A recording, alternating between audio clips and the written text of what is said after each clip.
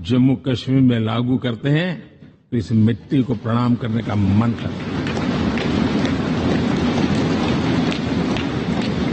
आज जम्मू और कश्मीर शांति और विकास के रास्ते पर चलने के लिए प्रतिबद्ध हुआ है और नए उमंग, नए उत्साह, नए संकल्प के साथ जम्मू कश्मीर के लोग आगे बढ़ने का कोई मौका अब छोड़ना नहीं चाहते हैं।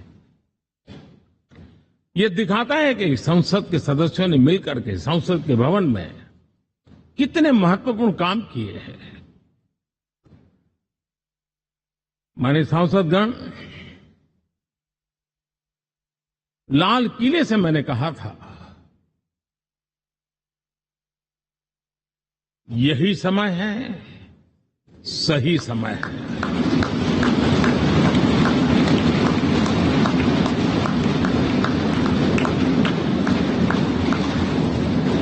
एक के बाद एक घटनाओं की तरफ हम नजर करेंगे। हर घटना इस बात का गवाह दे रही है कि आज भारत एक नई चेतना के साथ पुनर्जागृत हो चुका है।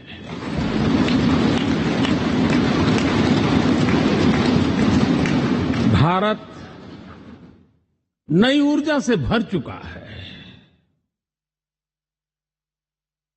और यही चेतना, यही ऊर्जा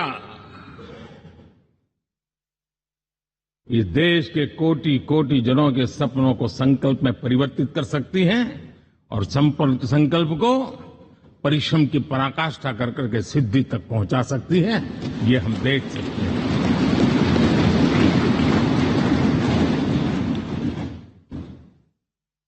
और मेरा विश्वास है,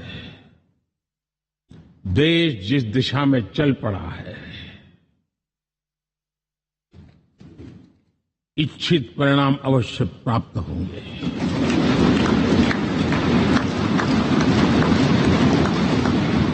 हम गति जितनी तेज करेंगे, परिणाम उतने जल्दी मिलेंगे।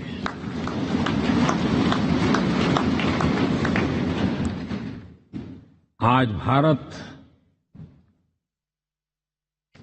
5वीं अर्थव्यवस्था पर पहुंचा है, लेकिन पहले 3 में पहुंचने के संकल्प के साथ बढ़ रहा है।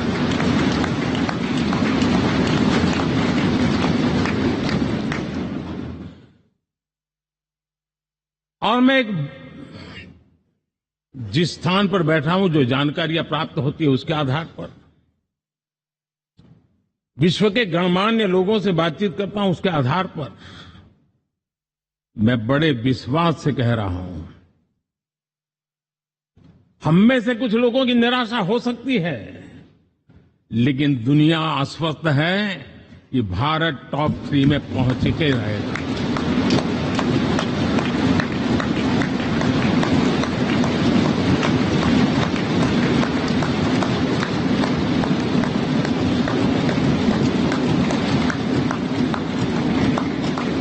भारत का बैंकिंग सेक्टर आज अपनी मजबूती के कारण से फिर एक बार दुनिया में सकारात्मक चर्चा का केंद्र बना हुआ है।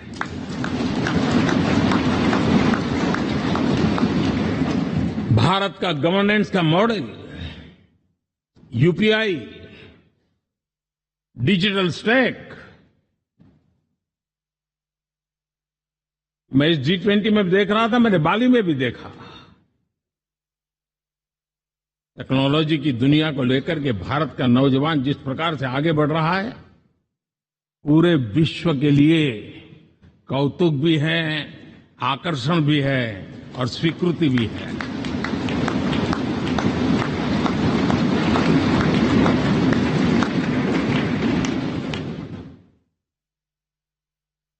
हम सब उस ऐसे कालखंड में हैं, मैं कहूंगा हम लोग एक भाग्यवान लोग हैं। ऐसी भाग्यवान समय में हमें कुछ दायित्व निभाने का अवसर आया है और हमारा सबसे बड़ा भाग्य है कि आज इंडियन एस्पिरेशंस उस ऊंचाई पर हैं जो शायद पिछले 1000 साल में नहीं रहे होंगे।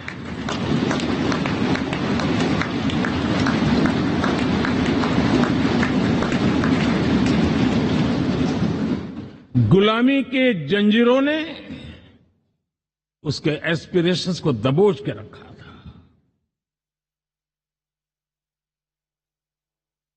उसकी भावनाओं को तहस नहस कर दिया था। आजाद भारत में अपने सपने संजो रहा था, चुनौतियों से जूझ रहा था,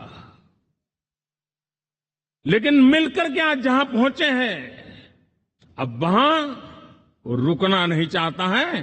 वो एस्पिरेशनल सोसाइटी के साथ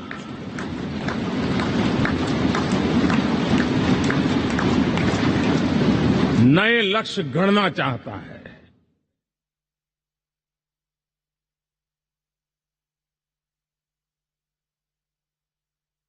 जब एस्पिरेशन सोसाइटी सपने संजोते ही हो, संकल्प लेकर के निकल पड़ी हो, तब पुराने कानूनों से मुक्ति पाकर नए कानूनों का निर्माण करके उज्जवल भविष्य के लिए एक मार्ग प्रशस्त करने का दायित्व हम सभी सांसदों का सविशेष होता है। संसद में बनने वाला हर कानून, संसद में होने वाली हर चर्चा, संसद से जाने वाला हर संकेत इंडियन एस्पिरेशन को बढ़ावा देने के लिए ही होना चाहिए। ये हम सबकी भावना भी है, कर्तव्य भी है और एक एक देशवासी की हमसे अपेक्षा भी है।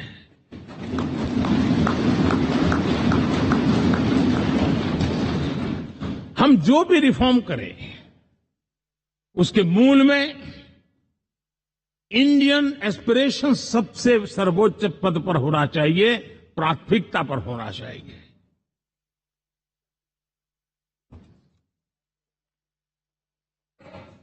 लेकिन मैं बहुत सोच समझ करके कहना चाहता हूं, क्या कभी छोटे कैनवास पर कोई बड़ा चित्र बना सकता है क्या?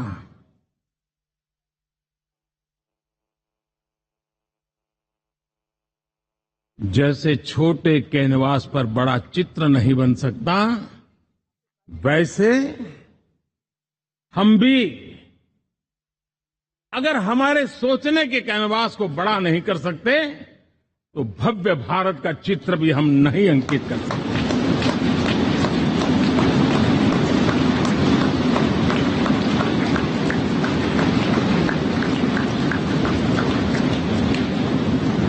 पचहत्तर साल का हमारे पास अनुभव है। हमारे पूर्वजों ने जो कुछ भी रास्ते बनाए, उससे हमने सीखा है। हमारे पास एक बहुत बड़ी विरासत है। इस विरासत के साथ अगर हमारे सपने, हमारे संकल्प जुड़ जाए, हमारा सोचने का दायरा बदल जाए, हमारा कैनवास बड़ा हो जाए, तो हम भी उस भव्य भारत के चित्र को अंकित कर सकते हैं, उस तस्वीर का खाका खींच सकते हैं, उसमें रंग भरने का काम हम भी कर सकते हैं और आने वाली पीढ़ी को वो भव्य दिव्य मां भारती के हम उनको सुपुर्द कर सकते हैं। दोस्तों, अमृतकाल के 25 वर्षों में भारत को अब बड़े कैनवास पर काम करना ही होगा। अब हमारे लिए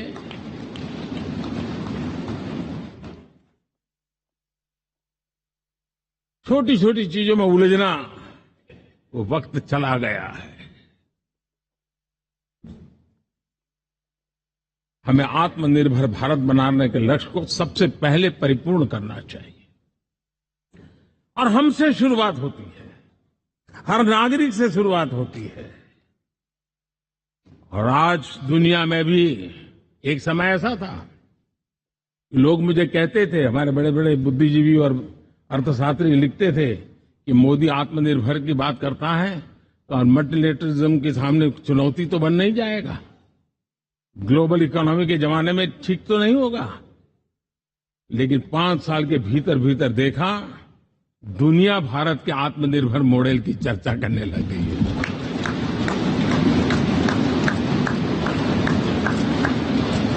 और कौन हिंदुस्तानी नहीं चाहेगा कि डिफेंस सेक्टर में आत्मनिर्भर हो, एनर्जी सेक्टर में हम आत्मनिर्भर हो, एडिबल ऑयल,